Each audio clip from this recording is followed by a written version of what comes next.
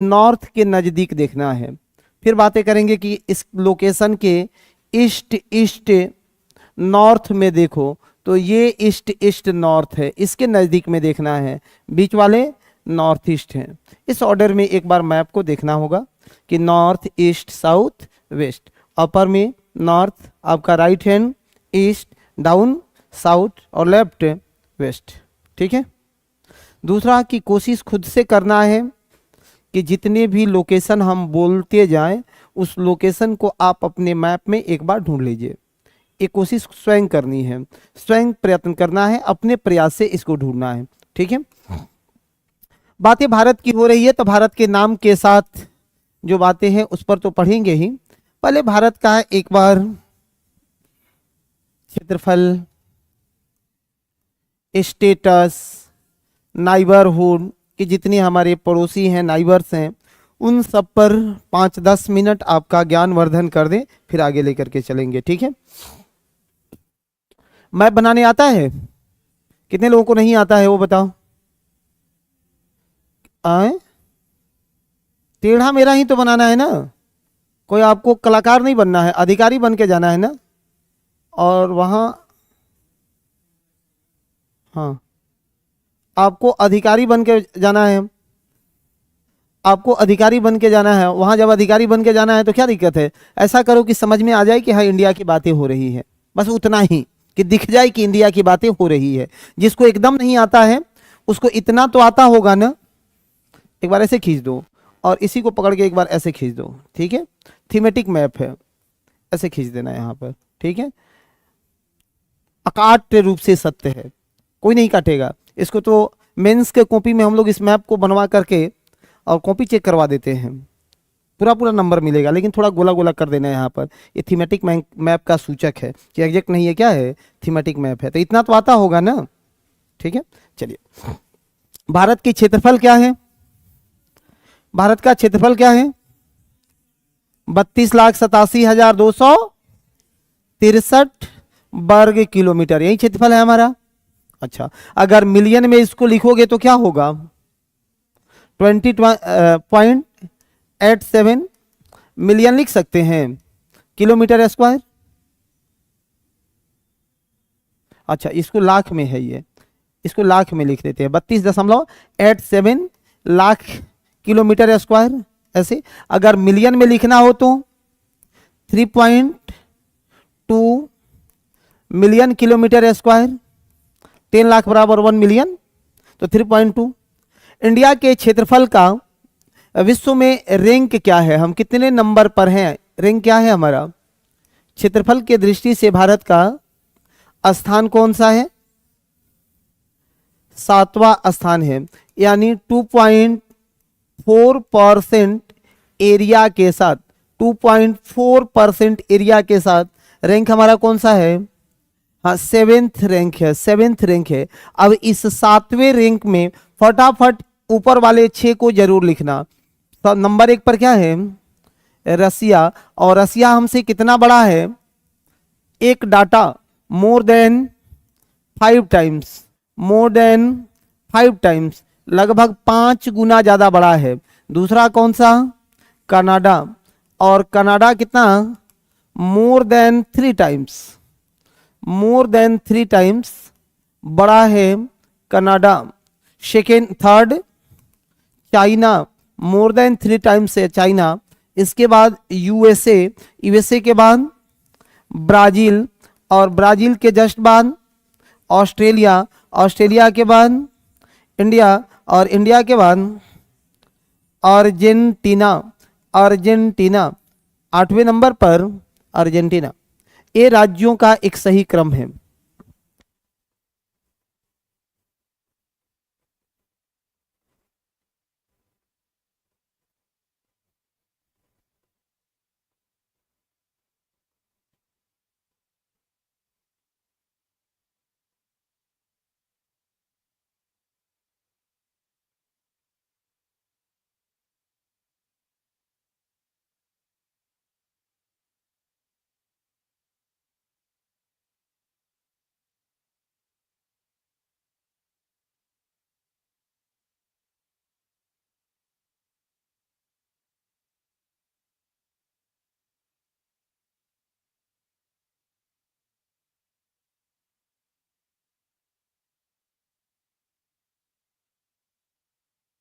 चलो, India 7वें rank पर है। 7वें रैंक पर से हमारा क्या है, क्रम है, बोर्ड पर लिखा हुआ है, एक बार में याद कर लेना है।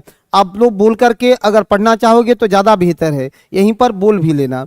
इंडिया का रैंक क्या है, 7वां है। ऊपर के 6 कौन से हैं, Russia, Canada, China, USA, Brazil, Australia, India और अर्जेंटीना। ठीक है, लिख लीजिए, फटाफट लिखिए, थोड़ा तेज लिखिए, थोड़ा तेज लिखना है। जितना बेसिक डाटा है, ये सब बेसिक डाटा को आज कलेक्ट कर लेना है, सब बेसिक डाटा को आज कलेक्ट कर लो।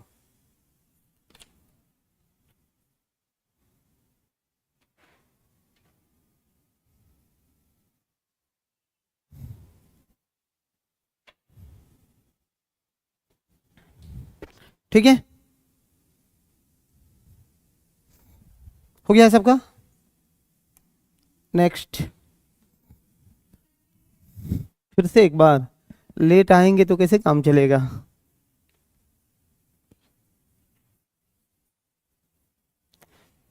लेट नहीं आना होता है भाई, काहे लेट आ रहे हो।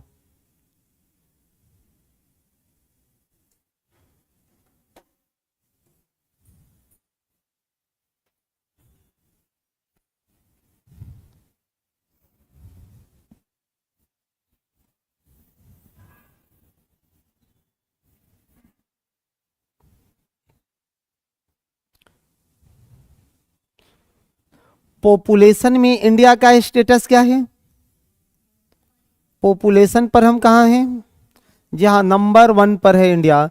शीर्ष स्थान किसे प्राप्त है, इंडिया को प्राप्त है। दूसरा स्थान चाइना को, तीसरा स्थान यूएसए को। सिर्फ 34 करोड़ जनसंख्या के साथ तीसरा स्थान यूएसए को प्राप्त है। अभी भी अमेरिका की जनसंख्या कितनी, सिर्फ 34 करोड़ जनसंख्या है अमेरिका की। हमारी जनसंख्या 142 करोड़ पार कर चुके हैं हम लोग, और नंबर 1-2 के कंपटीशन में अभी भी इंडिया और चाइना लगा हुआ है। ठीक है, चाइना भी अपने यहाँ 3 वे पॉलिसी लॉन्च कर दिया। करंट अफेयर्स में पढ़े हो कि नहीं, कि अब आप चाइना में भी तीसरे बच्चे को जन्म दे सकते हो एक छोटा सा अफिड्यूट लेकर के। और हम अपना कम करने के प्रयास में लगे हुए हैं। दूसरी शर्तों को याद रखना, देखना भारत विश्व का पहला ऐसा देश है ना जहां की जनसंख्या नियंत्रण पर बात हुई थी। सोचने में हम लोग सबसे आगे हैं।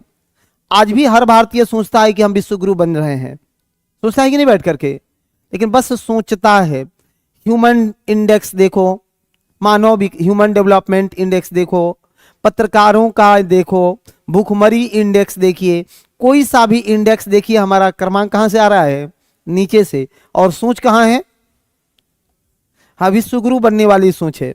उसी तरह जनसंख्या नियंत्रण पर भी पहला सोच भारतीयों के अंदर में आई थी इस विश्व के अंदर में, और नेहरू जी के समय में जनसंख्या नियंत्रण की बात होने लगी थी। इंदिरा गांधी तो आकर के सख्ती अपना दी, और आज के समय को जब हम देखते हैं तो हमको लगता है कि इंदिरा गांधी का वो पॉलिसी ठीक था कि भारतीय कहने से मानने वाले नहीं हैं, जब तक इनको कोड़े न पड़े ये संभलते कहाँ हैं, समझते हैं सब। इंदिरा गांधी के समय में आया था, आपको किताबों में पढ़ने को मिलेगा या घरों में जो वृद्ध लोग हैं उनसे पूछना, वे बताएंगे। नसबंदी अभियान चला हुआ था और पूरे देश में नसबंदी अभियान चला हुआ था। प्रत्येक जिला के डीएम को टास्क दिया जाता था कि आपको इस जिले में से इस महीना में इतना नसबंदी करना है।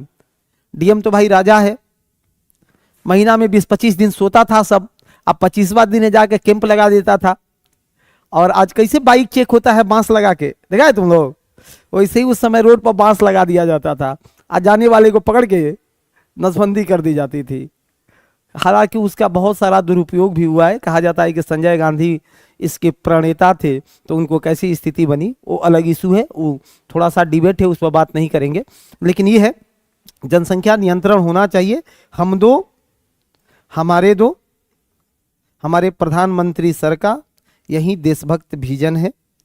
कोशिश करिए, अगर ये स्थिति चलती रही तो 2050 तक हमारा जनसंख्या स्टेबल होगा। पढ़े हो कि नहीं? हाँ,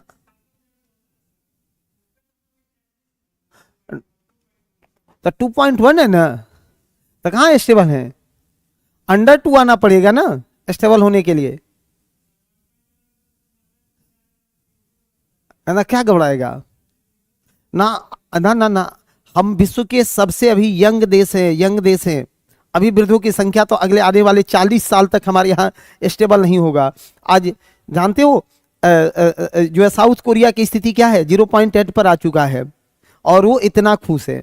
क्या बात कर रहे हैं इस दुनिया को लेके। चलिए आगे बढ़ाइए। नंबर 1 क्या है? इंडिया। दूसरा क्या है? चाइना। तीसरा यूएसए। चौथा कौन सा देश है? इंडोनेशिया। चौथा इंडोनेशिया। चौथा इंडोनेशिया, इंडोनेशिया। पांचवा भूखा नंगा पाकिस्तान। और छठा नाइजीरिया है। छठा ब्राजील, नाइजीरिया है। छठा ब्राजील और इसके बाद नाइजीरिया है।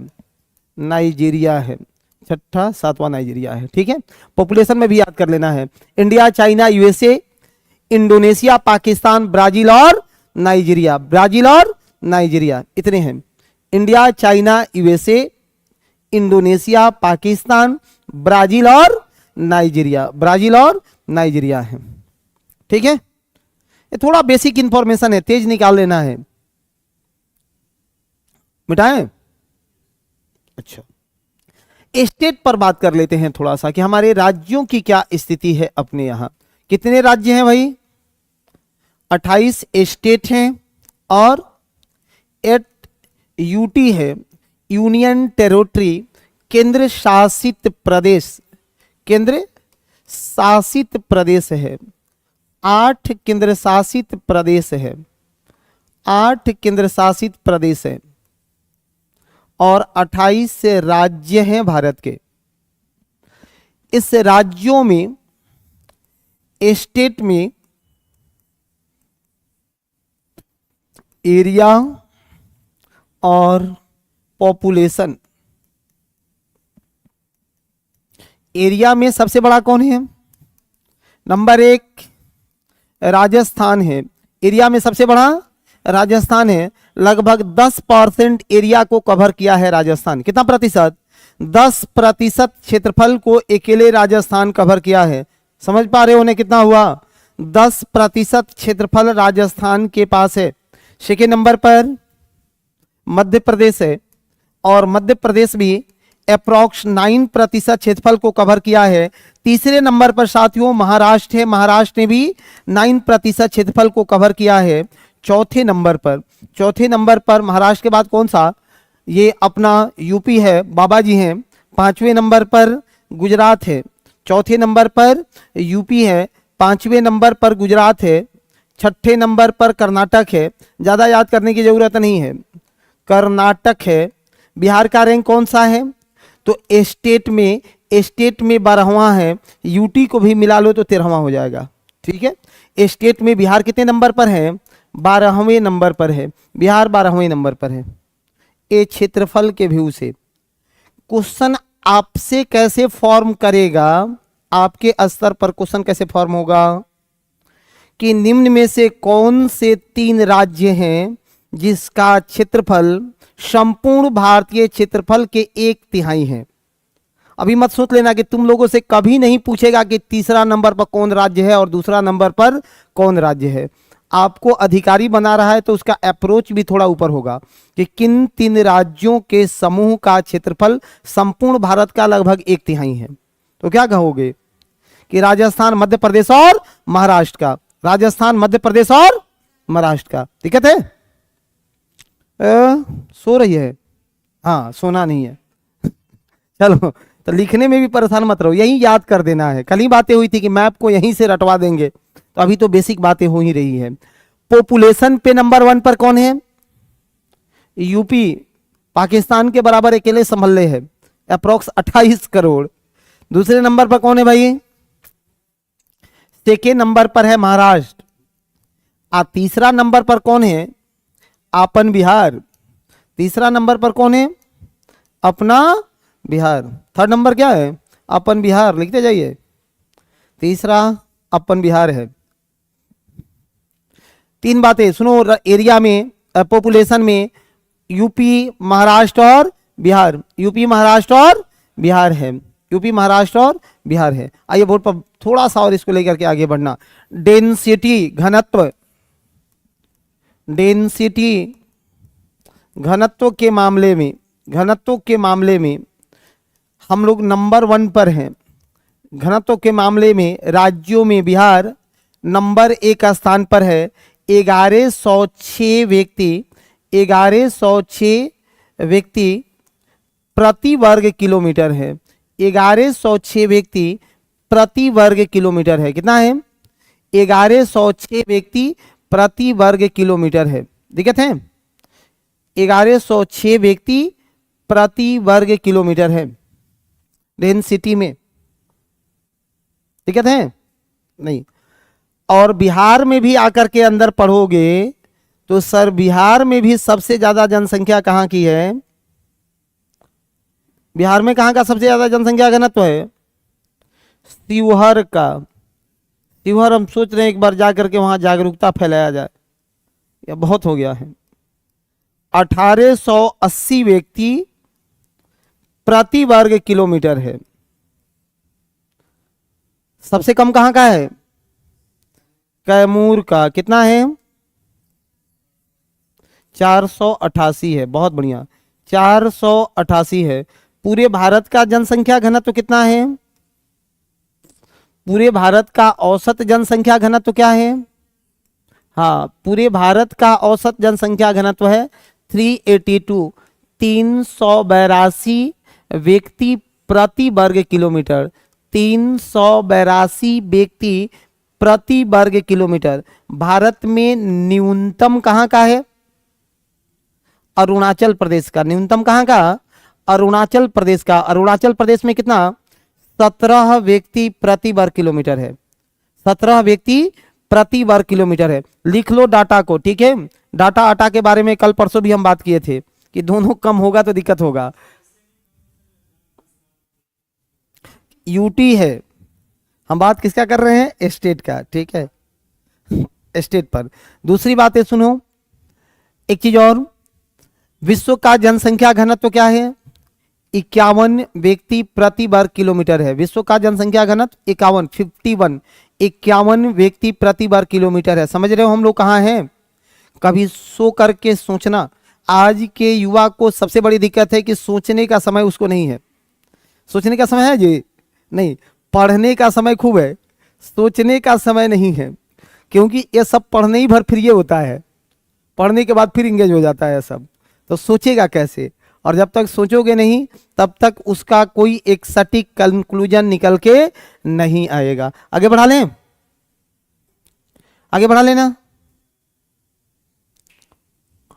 इतने शानदार तरीका से लिखना है कि कॉपी से बाहर कुछ आपके पूछे ही नहीं जाए, कुछ जाए ही नहीं कॉपी से बाहर।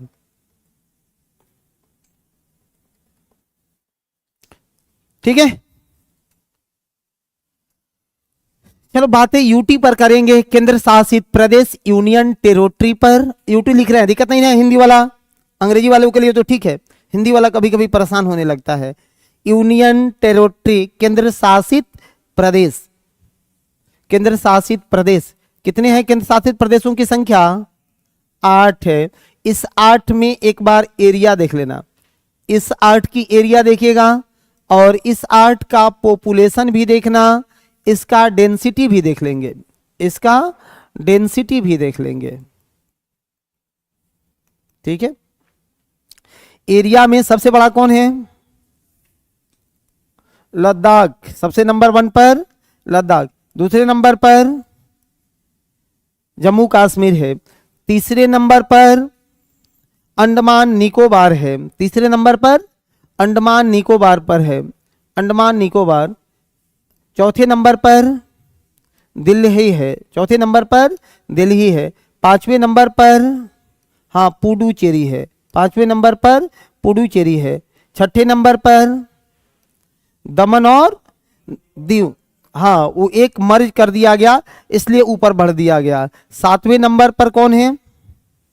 चंडीगढ़ है, 7वें नंबर पर चंडीगढ़। और नंबर 8 किसका है? लक्षद्वीप का है, लक्षद्वीप का है। 8वें नंबर लक्षद्वीप का है। 32 वर्ग किलोमीटर क्षेत्रफल पर लक्षद्वीप फैला हुआ है, मात्र इतना छोटा क्षेत्रफल है। 32 वर्ग किलोमीटर क्षेत्रफल पर 36 द्वीपों वाला एक केंद्र शासित प्रदेश यूनियन टेरिटरी लक्षद्वीप है। जब मैप पढ़ेंगे तो उसमें फिर इसका पोस्टमार्टम करेंगे। हो गया? ठीक है? नहीं है। पॉपुलेशन के मामले में ज्यादा क्या करोगे लिख के, नंबर 1 लिख लेना है। किसको? दिल्ली को। और सबसे छोटा, हाँ लक्षद्वीप। सबसे छोटा किसका? लक्षद्वीप का, लक्षद्वीप का। डेंसिटी के मामले में हाँ सबसे शीर्ष पर है अपना दिल्ली, और सबसे नीचे, नीचे कौन है? तो लद्दाख है, नीचे लद्दाख है, नीचे लद्दाख है, नीचे लद्दाख है। ठीक है? ये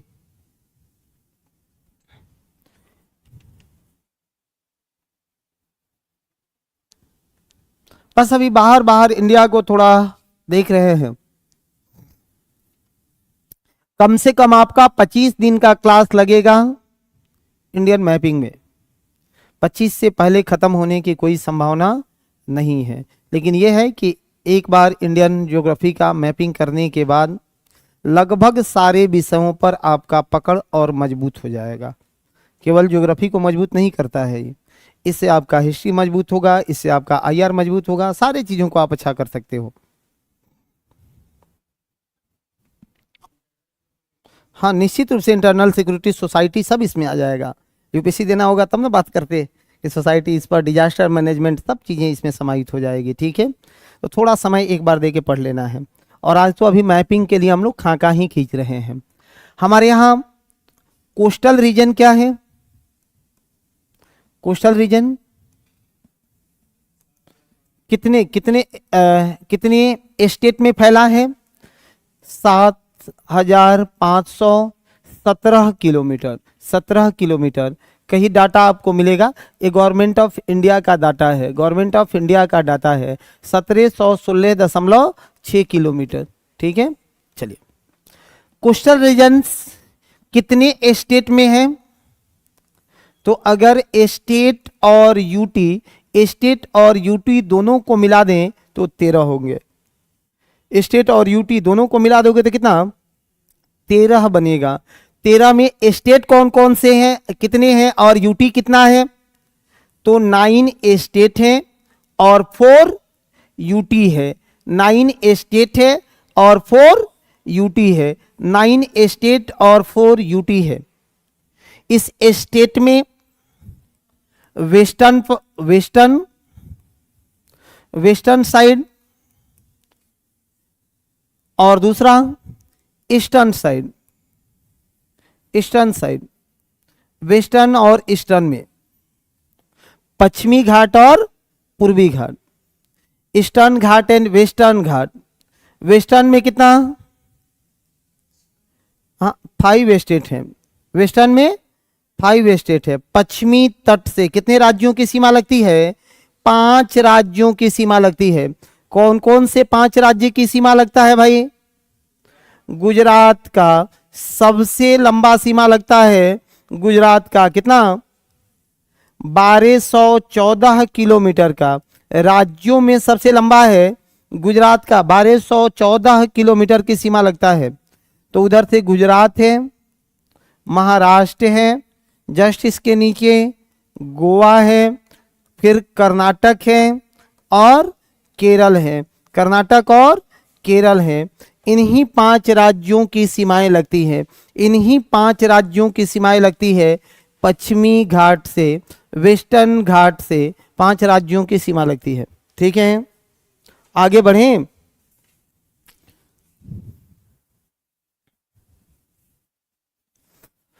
का हो धुरंधर, काहे इतना लेटा रहे हैं? बस पलट गया है? बस तो उत्तर प्रदेश में पलटता है, बिहार में कैसे पलट गया ये? हाँ कोई बात नहीं, कोई नहीं, ठीक है। ईस्टर्न, ईस्टर्न से कितने स्टेट की सीमा लगती है भाई? हाँ, ईस्टर्न से 4 की सीमा लगती है। कौन कौन से 4 हैं? सबसे पहले नीचे से देखोगे तमिलनाडु, तमिलनाडु। दूसरे नंबर पर आंध्र प्रदेश, 906 किलोमीटर की सीमा लगता है आंध्र प्रदेश से। सबसे बड़ा सीमा आंध्र प्रदेश से ही लगता है पूर्वी घाटों पर। फिर ओडिशा, सेकेंड ओडिशा। नेक्स्ट क्या? पश्चिम बंगाल। अगला पश्चिम बंगाल। नेक्स्ट पश्चिम बंगाल, वेस्ट बंगाल। कौन कौन से यूटी है जो कोस्टल रीजन, तटीय क्षेत्र है? यूटी में कौन कौन है? हाँ, अंडमान निकोबार। अंडमान निकोबार सबसे लंबी सीमा इसी की है, अंडमान निकोबार की। कितना तट है इसका? 1612-13 किलोमीटर का तटीय सीमा है अंडमान निकोबार का, ठीक है। अंडमान निकोबार। नंबर 2, दूसरे नंबर पर क्या बनेगा? लक्षद्वीप का। दूसरा सबसे लंबा दूसरा स्टेट कौन सा है?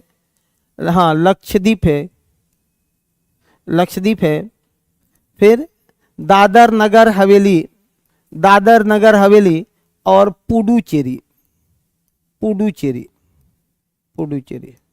दादर नगर हवेली और पुडुचेरी, ये 4 यूटी के तटीय रेखा हैं, ठीक है। कितने केंद्र शासित प्रदेशों का समुद्री सीमा है? 4। कौन कौन? अंडमान निकोबार, लक्षद्वीप, पुडुचेरी और दादर नगर हवेली और दमन दीव, ठीक है। आगे बढ़े।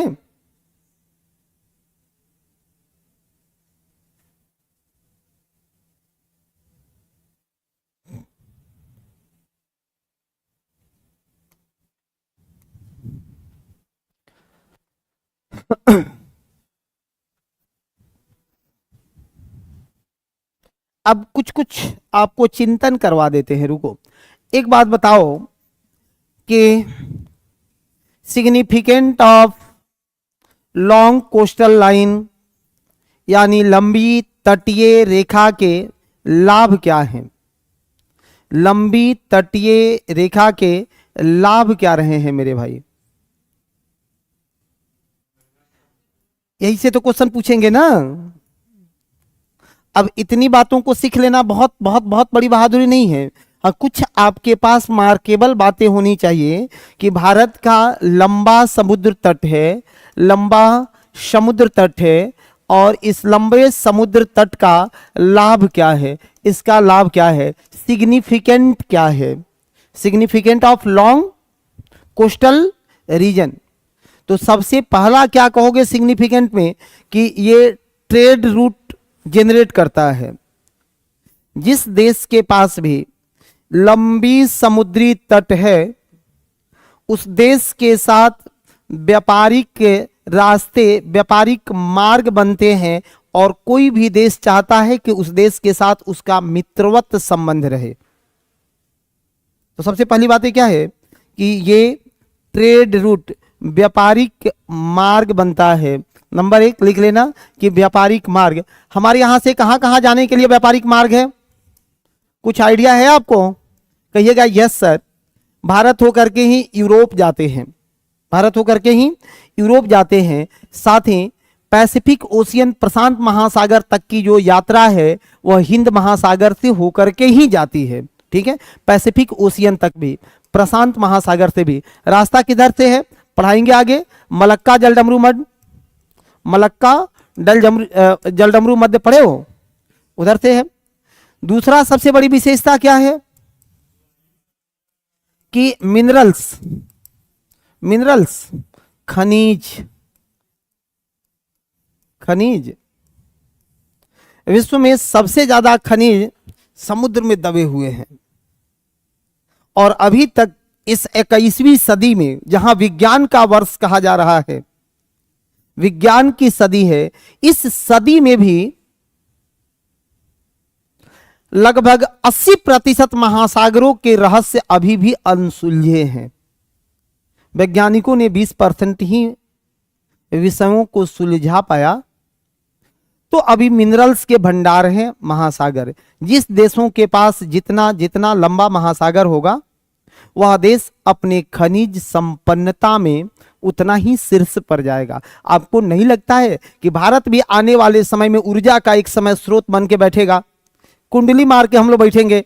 आज जिस अरब वालों के यहाँ हम लोग हाजिरी लगाते हैं कि सर थोड़ा पेट्रोलियम भेजिए, कुछ कमी हो रही है, एक समय ऐसा आएगा कि वही अरब वाला आकर के और भारत में भी गिड़गिड़ाएगा कि सर कुछ मोनाजाइट बालू भी भेजिए, जिससे हम लोग भी अपना अक्षय ऊर्जा जनरेट कर सके। भारत भी एक समय ऊर्जा का महाशक्ति बनेगा, लेकिन अभी मुश्किल है। अभी FBR टाइप का रिएक्टर बन रहा है जिस पर शोध चल रहा है। हमारे यहाँ मोनाजाइट बालू पाया जाता है, कहाँ? केरल के तटों पर। और उससे हम लोग क्या करेंगे भविष्य में? क्या योजना है कि उसको, हाँ थोरियम, उसको हम जो है रिएक्टरों के माध्यम से ऊर्जा प्राप्ति का माध्यम बना रहे हैं। अगर वो संपन्न हो पाया तो विश्व में सबसे बड़ा थोरियम भंडार भारत के पास है। इतना बड़ा किसी के पास नहीं है। ठीक है, देखो ये संसाधन कहते किसको हैं? संसाधन तो बहुत है, उस टाइप की चीज है, लेकिन संसाधन है क्या? कहिएगा कि सर मनुष्य जिसका उपयोग अपने जीवन में करना शुरू कर दिया और जिसका एक मूल्य निर्धारित है, वह सब संसाधन है। याद रखिए, आप भी और हम भी एक संसाधन है, लेकिन जो बिना मूल्य का काम कर रहा है वो संसाधन नहीं है, बकवासी कर रहा है सब। आज भी बहुत बिना मूल्य के काम करने वाला है कि नहीं है? वो भी अपने को कहता है हम संसाधन है। हम कहते बोका कहीं का, पढ़ो NCERT में लिखा हुआ है। ये संसाधन के लिए क्या चाहिए? तो मानव उपयोग होना चाहिए और दूसरा उसका मूल्य होना चाहिए। और तुम बिना मूल्य के उपयोग में लाए जा रहे हो तो संसाधन हो नहीं है। इसी को सीखना है। तो तीसरा आपको मिनरल्स है। चौथा क्या है भाई? कि हम लोगों का जो है जितना भी स्ट्रैटेजिक बेनिफिट है, वह स्ट्रैटेजिक बेनिफिट हमारे पक्ष में है।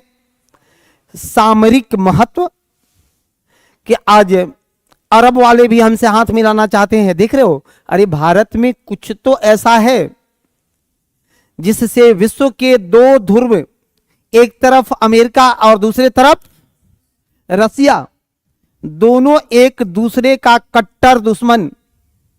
फूटे आंखें भी किसी को कोई नहीं सुहाता है, लेकिन हम दोनों के घर जाके और एकदम लंच डिनर दबा रहे हैं।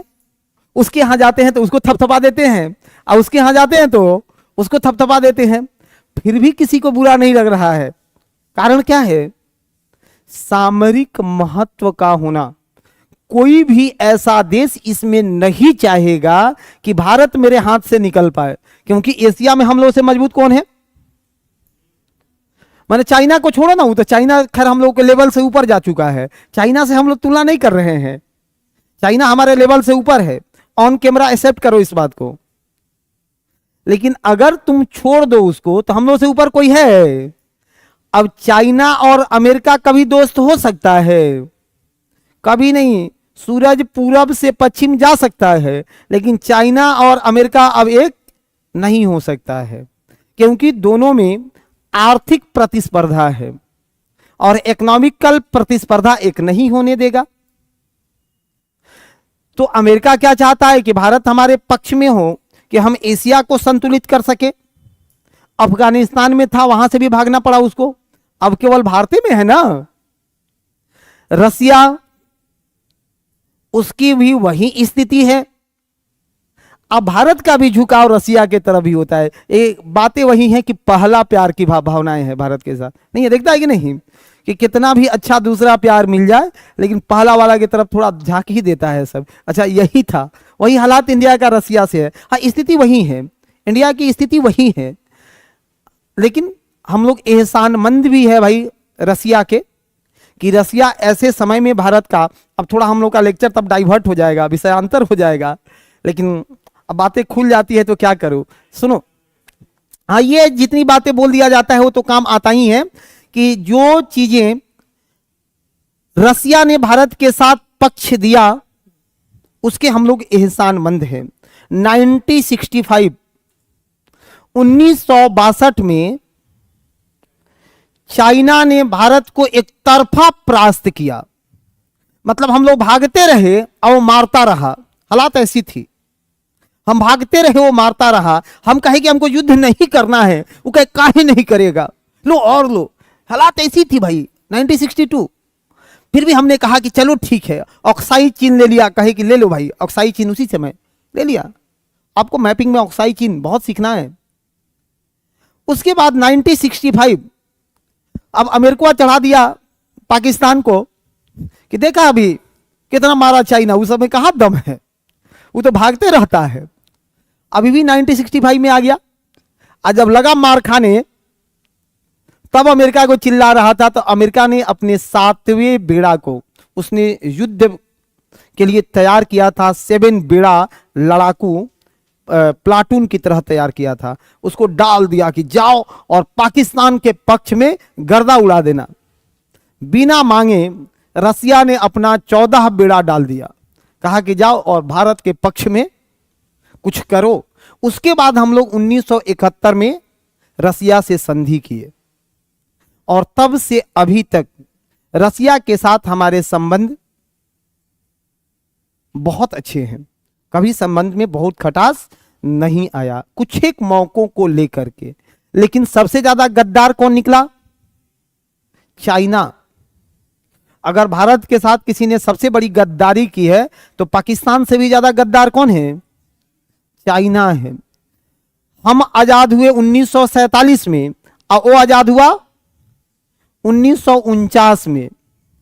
बड़े कौन हैं? हम लोग बड़े हैं, वो छोटा है। चांग लाई प्रेसिडेंट ऑफ चाइना 1949, चाइना का राष्ट्रपति था।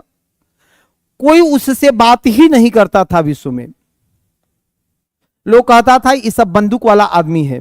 बंदूकों के नोक पर माऊ जेडांग ने वहां आजादी हासिल किया था। तो कोई भी खूनी आदमी से बतियाना चाहेगा जी? कोई बात नहीं करना चाहेगा। तो सबसे पहले भारत के नेहरू जी अपना राजनयिक संबंध विकसित किए और अपना दूतावास बनाए चाइना में। विश्व के अपने दोस्तों को भी समझाई कि देखो वो ठीक है, समय की मांग थी, अब वो सुधर गया है। अब चांग लाई जहां जाता था नेहरू जी वहां हो जाता था कि हमको भी लेते चलिए। अब इतना कोई व्यक्ति पीछे घूम रहा है तो विश्वास हो जाएगा कि नहीं हो जाएगा? और भारतीय तो ऐसे ही विश्वास पर ही मरते हैं। अरे हमारी आपकी सबसे बड़ी समस्या क्या है?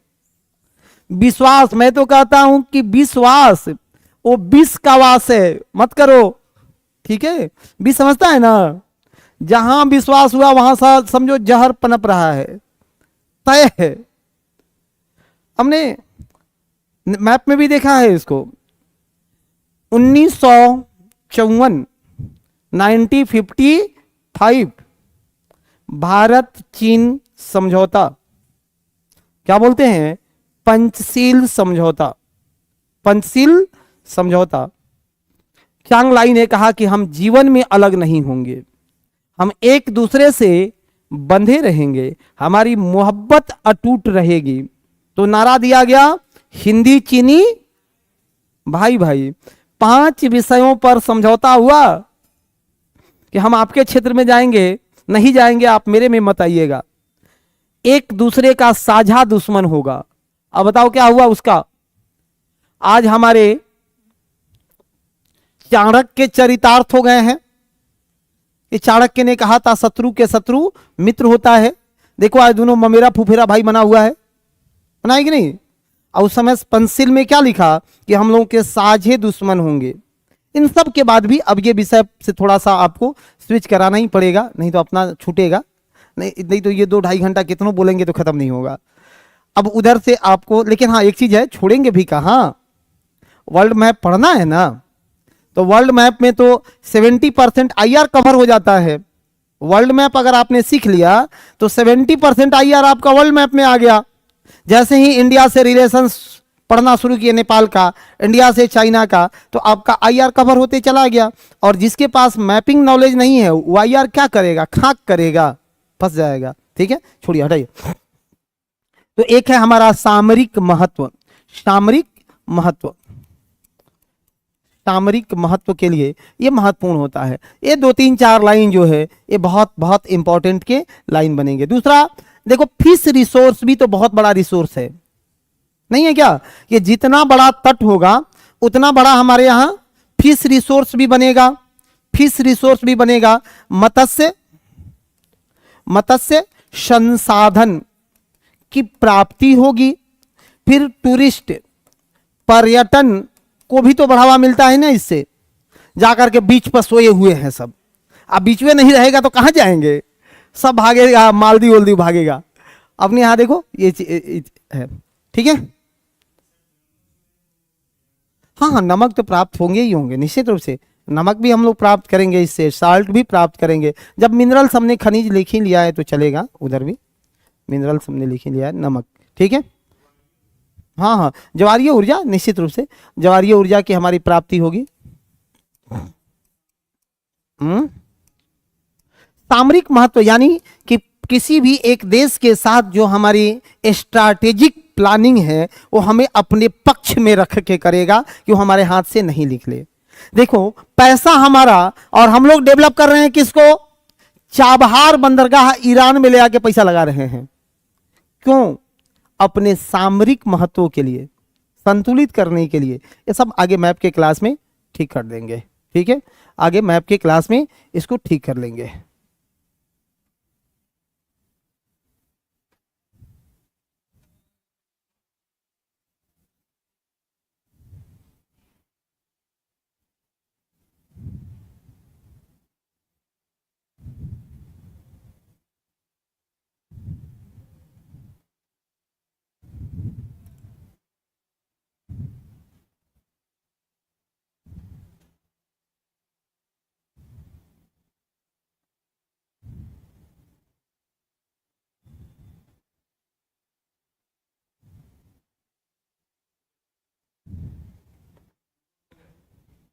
नमक हो गया ना, चलिए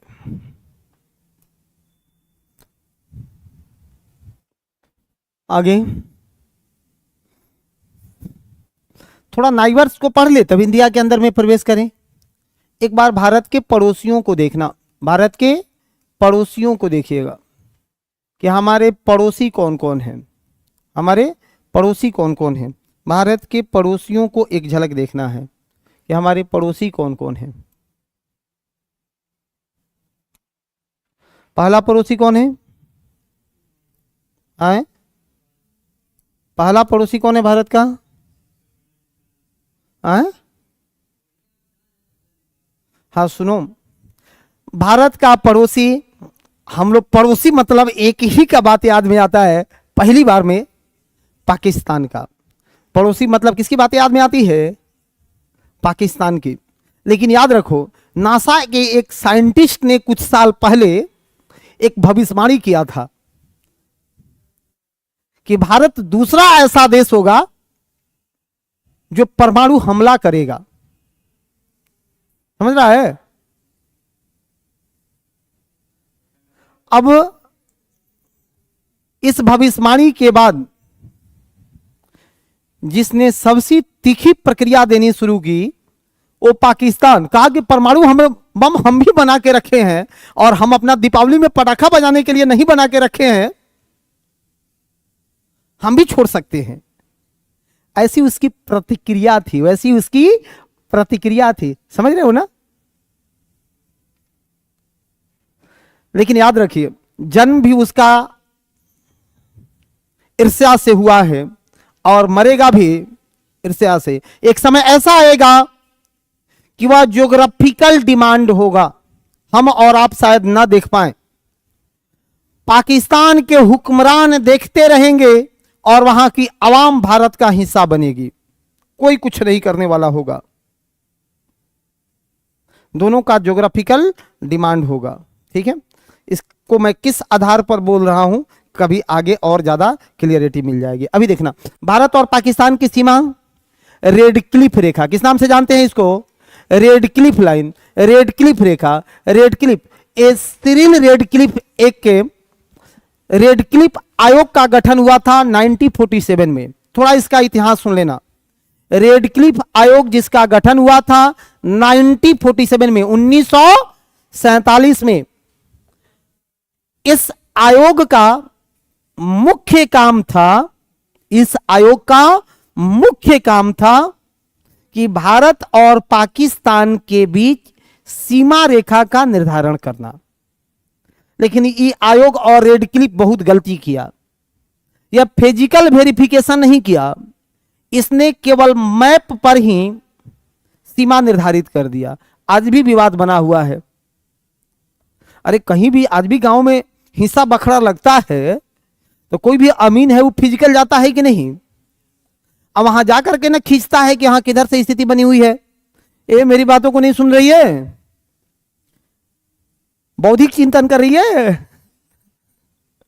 हाँ चलो अच्छी बात है, सुनो ध्यान से सुनो। अब सिरिल रेड क्लिफ 1948 में भारत और पाकिस्तान के सीमा रेखा का निर्धारण किए। एक चीज और याद रखना, भारत और नेपाल के सीमा को भी रेड क्लिफ रेखा बोला जाता है।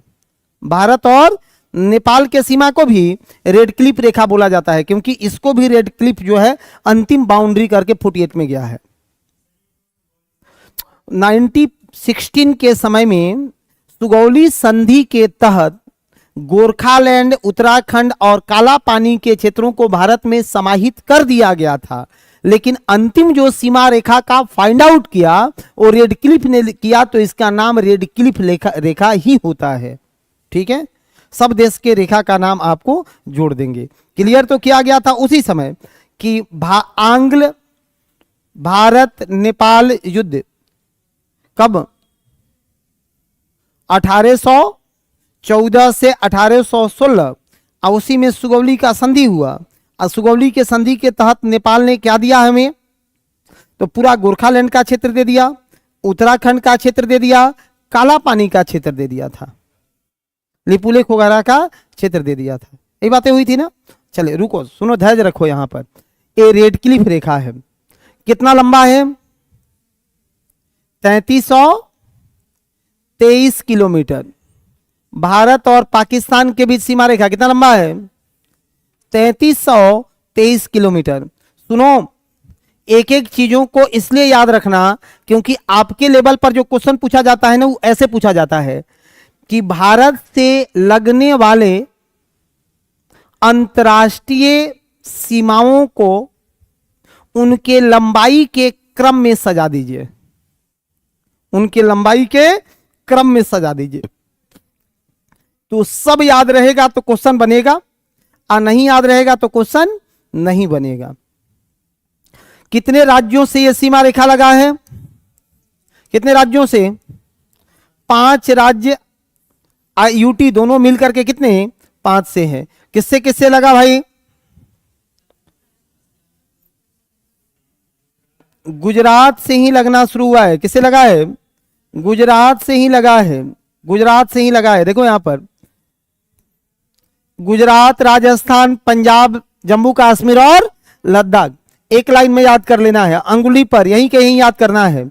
गुजरात, राजस्थान, पंजाब, जम्मू कश्मीर और लद्दाख। टोटल लंबाई 3323 किलोमीटर।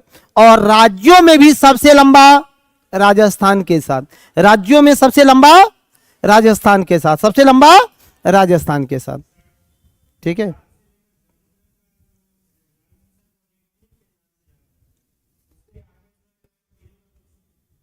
बात कर रहे हैं ना उस पर, चिंता नहीं करिए। वहां पहुंचे, एक एक क्यूरी आपका खत्म कर देंगे। सुनिए, अब देखो एक चीज आप लोगों के मन में बार बार आ रहा होगा, आता ही होगा पीओके, क्या आता है? पीओके, पीओके, यही है पीओके। इसको तो अंदर में चलते तो पढ़ाते। लगभग 75,000 वर्ग किलोमीटर क्षेत्रफल पीओके का है, 75, समझ रहा है ना। और यही पीओके के साथ जो बाउंड्री साझा होता है ना, इसी को बोलते हैं LOC, line of control, line of control, line of control. तो पीओके भारत का अभिन्न हिस्सा था, है और रहेगा। इसको छोड़ने वाले हम लोग कहां हैं? ठीक है, कब से मामला चल रहा है? 1948 से ही ये घटनाएं समाहित रही थी। इसके बाद है अफगानिस्तान। ये कौन सा है? अफगानिस्तान। अफगानिस्तान की राजधानी काबुल है। अफगानिस्तान की राजधानी काबुल है। भारत और अफगानिस्तान के बीच कौन सा सीमा रेखा? डुरंड रेखा। भारत और अफगानिस्तान के बीच डुरंड लाइन, डुरंड रेखा। कब खींचा गया था डुरंड रेखा? 1893 में, 1893 में डुरंड लाइन। कब? 1893 में। कितने किलोमीटर की सीमा साझा करता है ये? हाँ, 106 किलोमीटर की सीमा साझा करता है। 106 किलोमीटर की सीमा साझा करता है। बस देख लीजिए एक बार।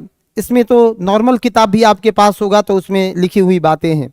इसको लिखवाने का अलग से कहीं कोई ज्यादा कहानी नहीं है, टाइम पास हो जाएगा। बस देख लेना है कि चीजें याद रहे। ठीक है, अब सुनो, क्वेश्चन की डाइवर्सिटी को देखना है कि कहां कहां क्वेश्चन की डाइवर्सिटी क्या जा रहा है। अब यहां से क्वेश्चन आपसे पूछा जाएगा कि हिमालयी राज्यों के कौन सा केंद्र शासित प्रदेश है जो 3 देशों से अपनी सीमा साझा करता है? कौन सा केंद्र शासित प्रदेश है जो 3 देशों से अपनी सीमा साझा करता है? लद्दाख है, सीधी बात है। हमने क्वेश्चन तो आप सुने ही नहीं बहुत मार खा जाइएगा। हमने क्वेश्चन क्या बोला? कौन सा यूटी है जो 3 कंट्री से अपनी सीमा साझा करता है? लद्दाख है। लद्दाख पाकिस्तान से, लद्दाख अफगानिस्तान से और लद्दाख चीन से। कितना किलोमीटर? 106 किलोमीटर। सीमा रेखा को डुरंड लाइन कब खींचा गया? 1893 में, 1893 में। दिक्कत है? नहीं है। फिर उसके बाद आता है चाइना। चाइना, देखो चाइना यहां भी हम लोगों को बहुत फसैले था, बहुत फंसाया है चाइना। पढ़ने के बाद आज इतना गुस्सा आता है ना, इतना मारे उसको कि ठीक हो जाएगा। हमको पकड़ नहीं है, कैमरा पर बोल रहे हैं, सच बोल रहे हैं। देखो तिब्बत को, उसको तिब्बत के मामले पर हम लोगों से वो सहानुभूति ले लिया, सहमति ले लिया। कहा कि देखिए तिब्बत को हम मिला लेते हैं, अब पीओके में आप मिला लीजिए, जम्मू कश्मीर आपका हम समर्थन कर देंगे, जम्मू कश्मीर पर हम समर्थन कर देंगे।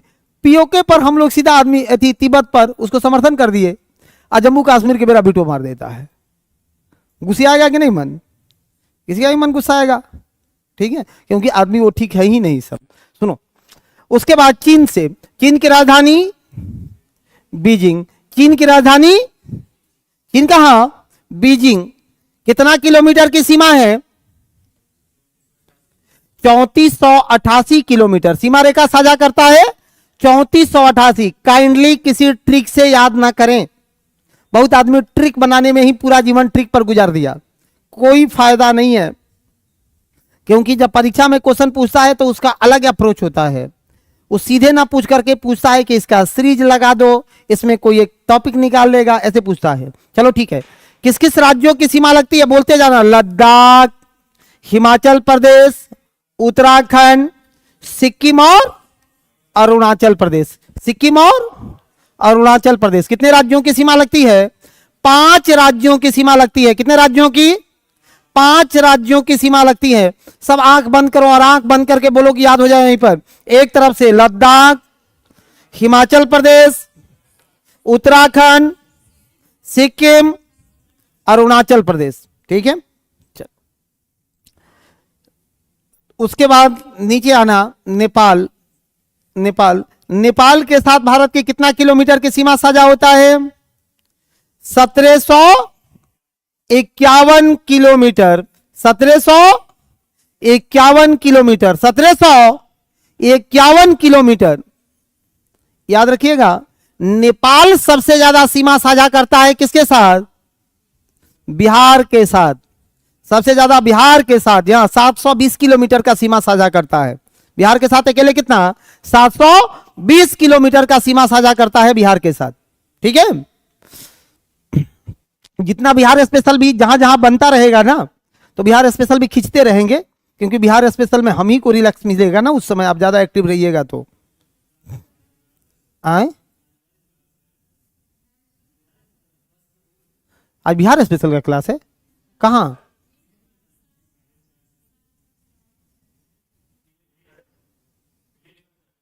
दिलीप सर का? अच्छा, कोई नहीं, कोई नहीं, हाँ दिक्कत नहीं है। आए, हाँ हाँ, कोई दिक्कत नहीं है, कोई दिक्कत नहीं है, लेकिन ये अच्छी बात है। और तो उनका हिस्ट्री होगा ना बिहार स्पेशल में।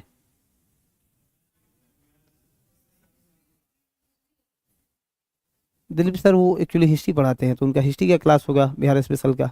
ठीक है, चलिए। तो ये 3488 किलोमीटर का सीमा साझा करता है। किसके साथ करता है? चीन के साथ करता है। चीन के साथ कितने किलोमीटर का? 3488 किलोमीटर का सीमा साझा करता है। लद्दाख, हिमाचल प्रदेश और किसके साथ? उत्तराखंड के साथ, सिक्किम के साथ, सिक्किम के साथ और अरुणाचल प्रदेश का। नेपाल के साथ उत्तराखंड, उत्तर प्रदेश, बिहार और सिक्किम के साथ। बिहार और सिक्किम के साथ 4 स्टेट की सीमा साझा होता है। ठीक है, पश्चिम बंगाल भी है, सॉरी, पश्चिम बंगाल और सिक्किम के साथ, पश्चिम बंगाल और सिक्किम के साथ, पश्चिम बंगाल और सिक्किम के साथ। आगे बढ़ लो। भूटान के साथ कितने किलोमीटर का? 699 किलोमीटर का। आए, 720 किलोमीटर का। चलिए, भूटान के साथ कितने किलोमीटर का सीमा साझा होता है? 699 किलोमीटर का। भूटान के साथ कितने किलोमीटर का? 699 किलोमीटर का। किस किस राज्य से? सिक्किम से, वेस्ट बंगाल से, असम से और अरुणाचल प्रदेश से। असम और अरुणाचल प्रदेश से। दिक्कत है? कितने राज्यों के साथ सीमा साझा होता है? 4 राज्यों के साथ सीमा साझा होता है। सिक्किम, पश्चिम बंगाल, असम और अरुणाचल प्रदेश। असम और अरुणाचल प्रदेश 4 राज्यों के साथ ये सीमा साझा करता है। 4 राज्यों के साथ सीमा साझा करता है। आगे बढ़ो। म्यांमार के साथ, भारत का म्यांमार के साथ कितने किलोमीटर की सीमा है? म्यांमार के साथ कितने किलोमीटर की? 1643 होगा। 1643। देखिए तो कितना है? 43 होगा। हाँ, 1643 होगा। 1643 किलोमीटर का सीमा साझा होता है। 1643 किलोमीटर का सीमा साझा होता है। किन किन राज्यों के साथ? ये भारत म्यांमार का किन किन राज्यों के साथ? एक तरफ से पढ़ना शुरू करो। अरुणाचल प्रदेश, नागालैंड, मणिपुर और अरुणाचल प्रदेश, नागालैंड, मणिपुर और मिजोरम। अरुणाचल प्रदेश, नागालैंड, मणिपुर और 4 राज्य, याद रहेगा ना? अरुणाचल प्रदेश, नागालैंड, मणिपुर और मिजोरम। सीमा रेखा को बोलते हैं Indo Burma barrier. Indo Burma barrier, Indo Burma barrier. Bharat और म्यांमार की सीमा रेखा को इंडो बर्मा बैरियर के नाम से जाना जाता है। इंडो बर्मा बैरियर के नाम से जाना जाता है। दिक्कत है? भारत म्यांमार के सीमा रेखा को इंडो बर्मा बैरियर के नाम से जाना जाता है। आगे बढ़े ना? गुड। बांग्लादेश के साथ कितने किलोमीटर की सीमा? 96 किलोमीटर का 4096 किलोमीटर का 4096 किलोमीटर का सीमा लगता है। बांग्लादेश के सीमा रेखा को परिचालन शून्य रेखा कहा जाता है। भारत बर्मा बांग्लादेश की सीमा रेखा को परिचालन शून्य रेखा या कुछ कुछ किताबों में केवल शून्य रेखा ही लिख दिया है, लेकिन स्टैंडर्ड नाम जीरो लाइन नहीं, परिचालन शून्य रेखा है। परिचालन शून्य रेखा है जो अभी हमारे परिचालन में आ चुका है। ठीक है, 4096 किलोमीटर कितने राज्यों से सीमा साझा करता है? एक तरफ से पढ़ना शुरू करो। पश्चिम बंगाल, मेघालय, असम, त्रिपुरा, मिजोरम। दिक्कत है? एक तरफ से पढ़ना शुरू करना है। ठीक है, वेस्ट बंगाल, मेघालय, असम, त्रिपुरा, मिजोरम। असम, त्रिपुरा और असम, त्रिपुरा और दिक्कत है किसी को? सब लोग ठीक हो? आगे बढ़ना। ये थे हमारे नाइबर्स, ये थे नाइबर्स।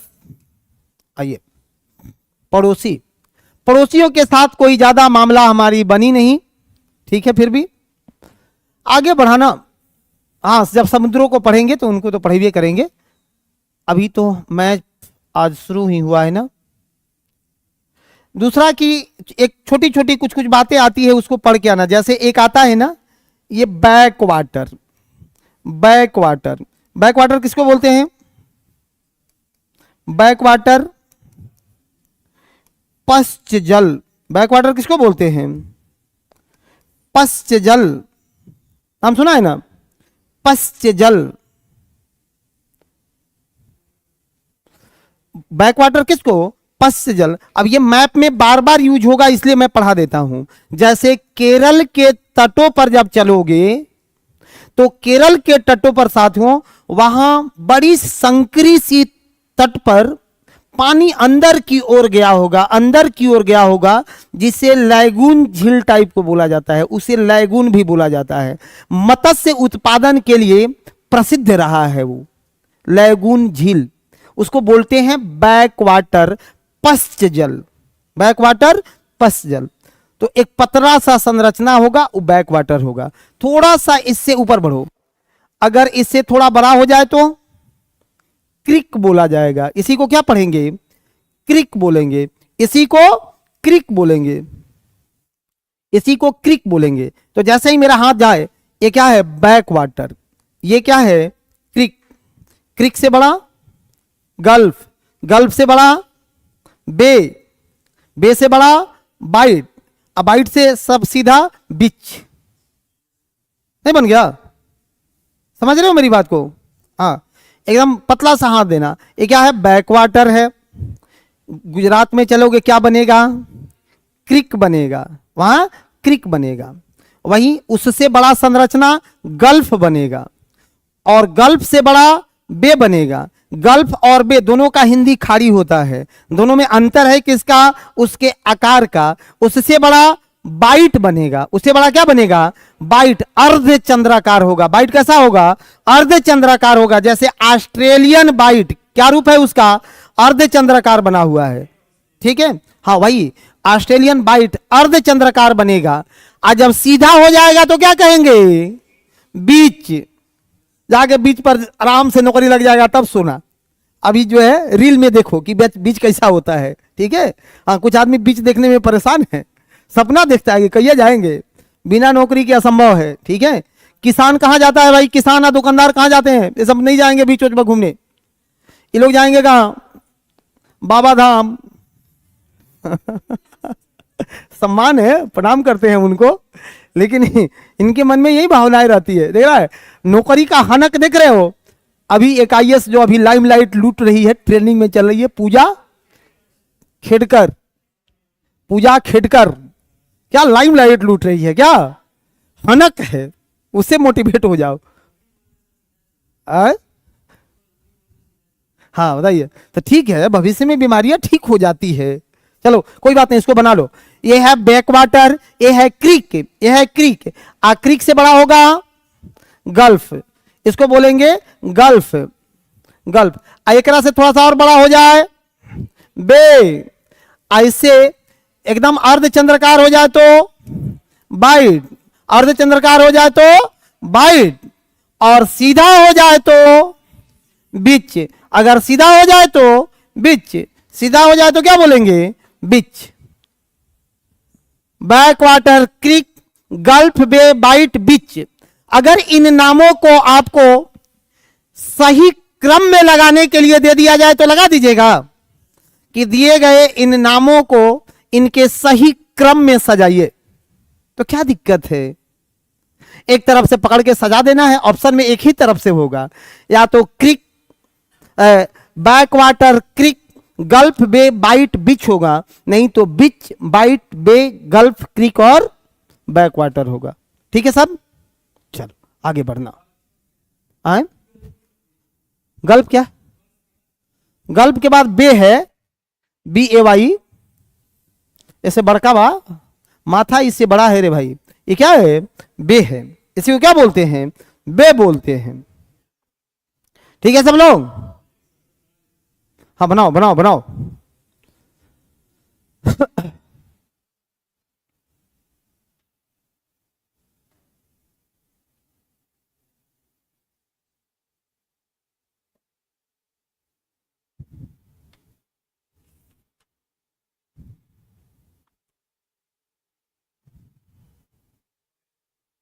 हो गया?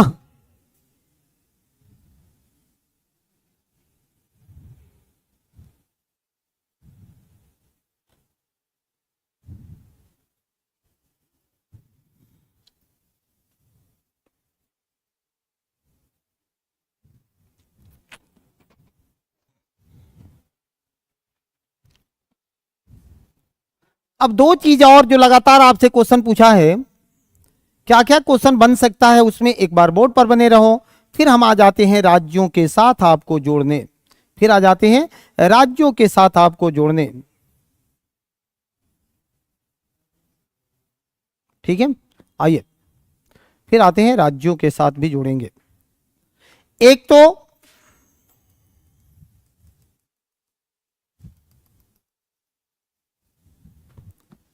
23.5 डिग्री कर्क रेखा, और दूसरा क्वेश्चन लगातार पूछा है 82.5 डिग्री,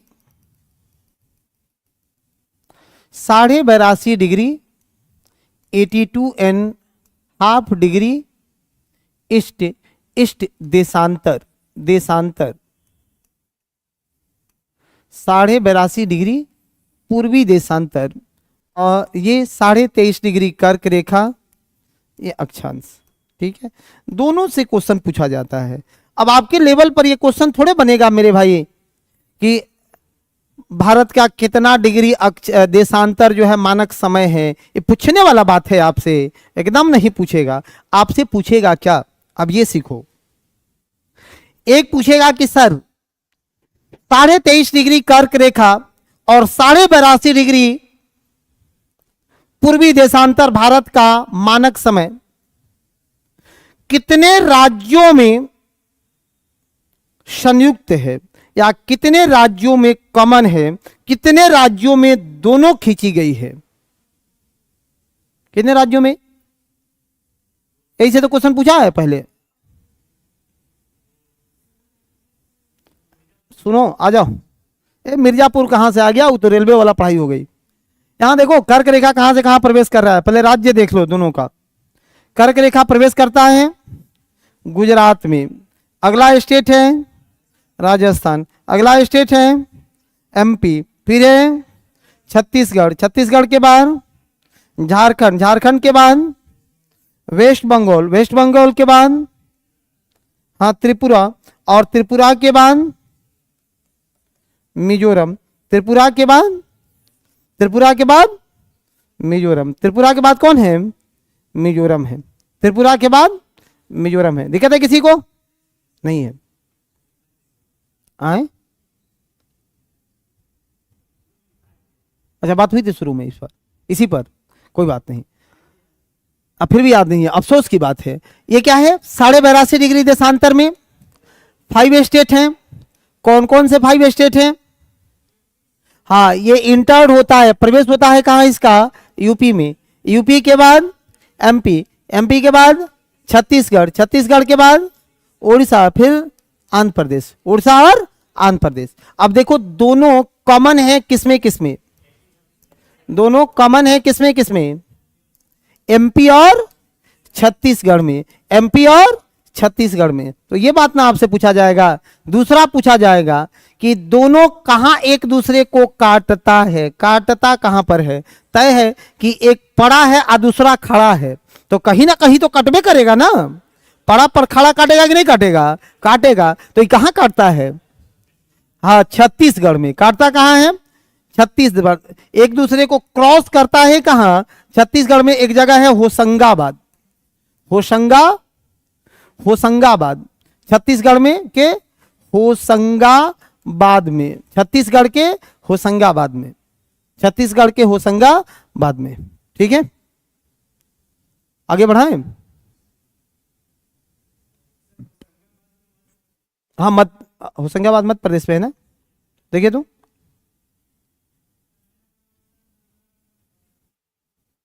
कहां?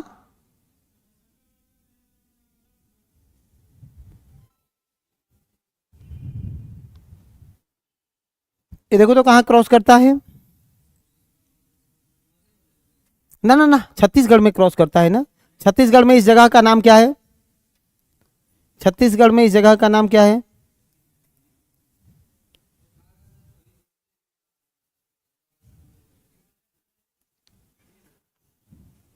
चलो कोई बात नहीं, इसको हम देख लेते हैं। ठीक है, देखिए एटलस में दिया होगा, नहीं दिया तो हम देख लेते हैं, देख लेते हैं उसको। इसको बना लीजिए, इसको बना लीजिए,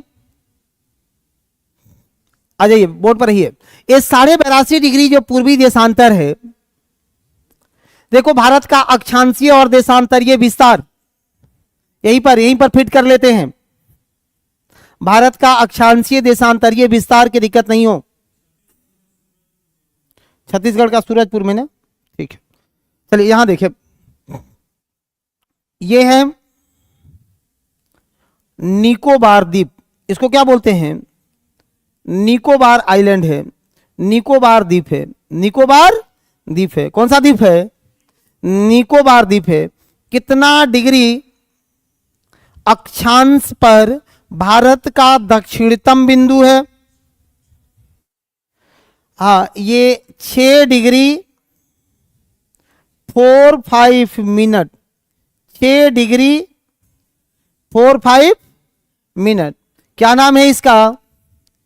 इंदिरा पॉइंट। नाम क्या है इसका? इंदिरा पॉइंट। नाम क्या है इसका? इंदिरा पॉइंट। पहले नाम क्या था? हाँ, पिगमेलियन पॉइंट। पुराना नाम क्या है इसका? पिगमेलियन द्वीप, पिगमेलियन आइलैंड था। ठीक है, 1980 में मैडम इंदिरा गांधी के सम्मान में इसका नाम रख दिया गया था इंदिरा पॉइंट। 1900 पहले नाम क्या था? 1980 से पहले पिगमेलियन द्वीप नाम था। ठीक है, अच्छा। मुख्य भूमि कहां से है हमारा? 8 डिग्री 4 मिनट से। 8 डिग्री 4 मिनट है कहां पर? कन्याकुमारी में। 8 डिग्री 4 मिनट कन्याकुमारी। कन्याकुमारी का कहां? केप कमोरिन। कन्याकुमारी के केप कमोरिन में, कन्याकुमारी के केप कमोरिन में। एक कन्याकुमारी का जो केप कमोरिन है वही 8 डिग्री 4 मिनट है। कन्याकुमारी का केप कमोरिन है। सबसे उत्तरतम बिंदु इंदिरा कॉल। सबसे उत्तरतम बिंदु इंदिरा कॉल। और इंदिरा कॉल कहां है? लद्दाख में है। इंदिरा कॉल लद्दाख में है।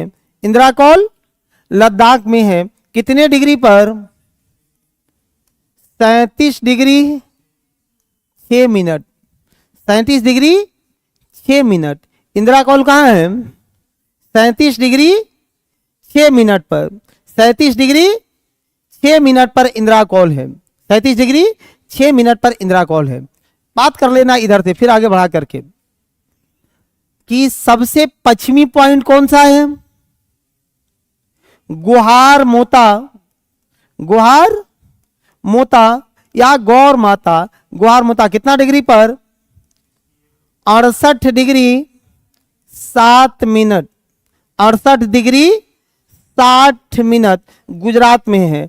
68 डिग्री 7 मिनट। स्टेट कौन सा? गुजरात है। स्टेट कौन सा है? गुजरात है। 68 डिग्री 7 मिनट किस राज्य में? गुजरात में है। ठीक है सबका? आ जाइए। यहां है 97 डिग्री 25 मिनट, 97 डिग्री 25 मिनट, और ये 97 डिग्री 25 मिनट अरुणाचल प्रदेश में है। अरुणाचल प्रदेश में है। ये अरुणाचल प्रदेश में है। अरुणाचल प्रदेश में है। इसको बोलते हैं किबिथु टाउन। किबिथु टाउन है। किबिथु टाउन है। किबिथु टाउन है ये किबिथु टाउन है। ठीक है, सुनो। मुख्य भूमि की लंबाई north south 3214 kilometre. North south लंबाई कितना? 3214 किलोमीटर। नॉर्थ साउथ लंबाई है 3214 किलोमीटर, जबकि ईस्ट वेस्ट लंबाई क्या है? 2933 किलोमीटर। ईस्ट वेस्ट लंबाई है 2933 किलोमीटर। ईस्ट वेस्ट लंबाई कितना है? 2933 किलोमीटर। दिक्कत है? सब लोग ठीक हो? चलिए सुनिए। लगभग यहां कितने कितने डिग्री का डिफरेंस है देशांतर में? देशांतर में लगभग में मान करके पढ़ते हैं 30 डिग्री। लगभग में कितना का अंतर है? 30 डिग्री का अंतर है। लगभग कितने डिग्री का अंतर है? 30 डिग्री का। तो 1 डिग्री यानी 4 मिनट, तो 30 डिग्री में 120 मिनट। 30 डिग्री में कितने का? 120 मिनट, यानी 2 घंटा के समय अंतर है अरुणाचल प्रदेश और गुजरात का। अरुणाचल प्रदेश और गुजरात का। इससे समस्या क्या है? लिख लो। जो लोग लिखे नहीं हो इसको लिखो।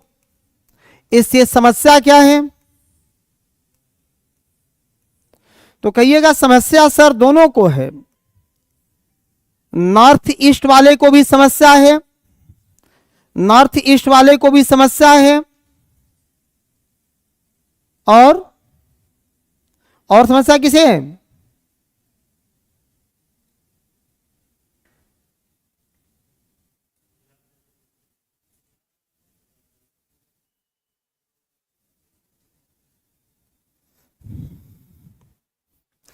ये नॉर्थ ईस्ट से है, और ये कौन सा है? गुजरात का।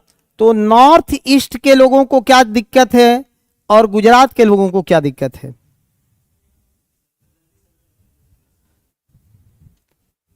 इसमें कुछ लिखना है? बना लो, बना लो, लिख लो, बना लीजिए सबको। बना हुआ है सब लोगों के पास?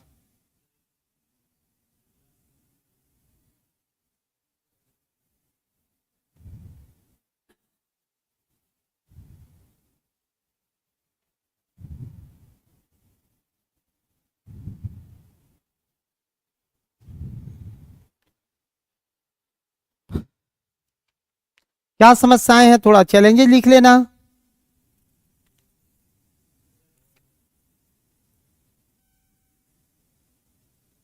भारत के एक समय होने की चैलेंजेस क्या हैं? नॉर्थ ईस्ट के लोगों को क्या चैलेंज है? हाँ सुनिए, सबसे पहले नंबर 1 कि ये waste of sunlight, waste of sunlight, इस सूर्य के प्रकाश की जो क्या कहे उसको कि जो मतलब एनर्जी है, ये इस एनर्जी को वेस्ट कर रहे हैं, एनर्जी को वेस्ट कर रहे हैं। दिक्कत है? एनर्जी को वेस्ट कर रहे हैं, नेचुरल एनर्जी वेस्ट कर रहे हैं।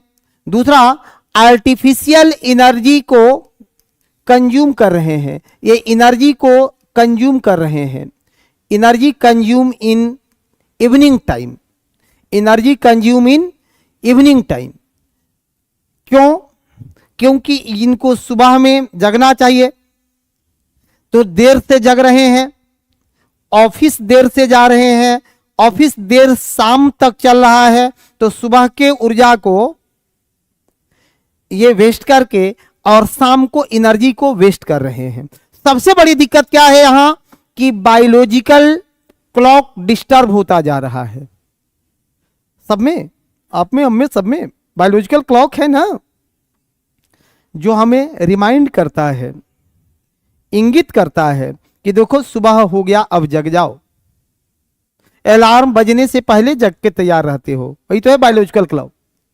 नॉर्थ ईस्ट वालों को बायोलॉजिकल क्लॉक डिस्टर्ब कर रहा है। कैसे डिस्टर्ब कर रहा है कि जबरदस्ती उनको सुला रहे हो 1 घंटा लेट तक, 2 घंटे लेट तक। हाँ, कहीं नहीं जरूरी है, ऑफिस लेट से जाना है। आज टाइमो बता रहा है आपका मिर्जापुर वाला, टाइम के अनुकूल ही ना सोते जगते हैं जी। मेरे भाई आज भी आप कैसे जगते हो आप बताओ? कि सूर्य का प्रकाश देख के कि अपने मोबाइल का टाइम देख के? धूप से जगते हैं। तुम द्वापर वाला आदमी आ गया क्या क्लास में? एक कलयुगी नर मानव सुनो, आज हम लोग मोबाइल का समय देख के जगते हैं। जगते हैं कि नहीं जगते हैं? ये यथार्थ से मत भागिए कि बायोलॉजिकल टाइम वहां गड़बड़ जा रहा है। दूसरी बात है, नेक्स्ट बात सुन लो, अंतिम बात है इसमें की कि वहां सबसे बड़ी समस्या होते जा रही है सिक्योरिटी प्रॉब्लम। कि जो वो वुमेन इंप्लॉई है, महिला इंप्लॉई है, इस महिला इंप्लॉई के साथ सिक्योरिटी चैलेंजेज होता जा रहा है कि देर शाम तक ऑफिस है और देर शाम तक ऑफिस होने के बाद जो है वो समय से निकल नहीं पाती हैं, और यही कारण है कि उनको दिक्कतें आ रहा है। तो एक तो ये प्रॉब्लम है उनके साथ, ठीक है। दूसरी बात है सुनो इसी का, और नेक्स्ट अगली बात, अगली कड़ी को सुनना। ये एक तो ये बातें हो गई। सबसे बड़ी चैलेंजेस और क्या हो रहा है सर कि टूरिज्म पोटेंशियल कम होता जा रहा है। मान लो कि तुम किसी काम से वहां घूमने गया, होटल में ठहरा हुआ है तो घड़ी देख रहा है कि अभी कितने बज रहे हैं, चलो ठीक है 5 बजे चलते हैं घूमने, 6 बजे जाते हैं घूमने।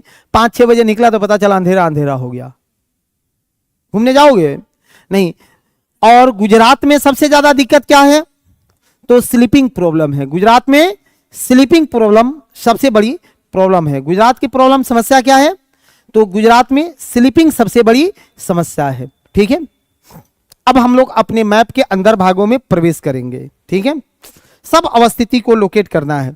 अभी समय तो आज का समाप्त हो रहा है, 1.5 घंटा का क्लास था क्या, 4:30 तक ही था। वह कौन सा स्टेट है जिसकी आकृति पशु आकृति जैसी है? हाँ, उत्तर प्रदेश है। कल कौन सा स्टेट रखते हैं जहां से धुआंधार आपको पढ़ाए? बिहार। तो बिहार में पढ़ाएंगे ना, बिहार अभी क्यों पढ़ाओगे? बिहार को तो बिहार में पढ़ाएंगे ना, सीधे गोवा चलेगा। कल 2-3 स्टेट की बारी रहेगी। एक तो पढ़ेंगे जिससे ज्यादा इंपॉर्टेंट क्वेश्चन है, जैसे अपने अड़ोस पड़ोस को पढ़ लेते हैं, या फिर देखते हैं वीरों की भूमि राजस्थान को, देवनगरी उत्तराखंड को, और हाँ सबसे छोटा से तो छोटका इधर आते हैं कि भारत का रूर प्रदेश झारखंड से इधर से शुरू करते हैं, ठीक है। तो कल इसको लेकर के आइएगा। अच्छा, यूपी से निश्चित रूप से, तो यूपी से भी शुरू हो जाएगा, ठीक है। और एक दिन में एक स्टेट पढ़ाएंगे, एक दिन में एक स्टेट पढ़ाएंगे। एक दिन का 1.5 घंटे का क्लास होगा ना, एक दिन में कितना चलेगा? एक स्टेट चलेगा। हाँ जी हाँ, अगर उसका पोस्टमार्टम करना है तो एक स्टेट से ज्यादा नहीं खिंचाएगा। नहीं तो फिर क्या, अगर हनुमान गियर पढ़ाना हो तो क्या दिक्कत है। लेकिन मैं चाहता हूं कि केवल आप फिजिकल नहीं पढ़ के उसको एक एक लोकेशन को पढ़ के रखना, एक एक लोकेशन को पढ़ के रखना तो मजा आ जाएगा, ठीक है। चलिए।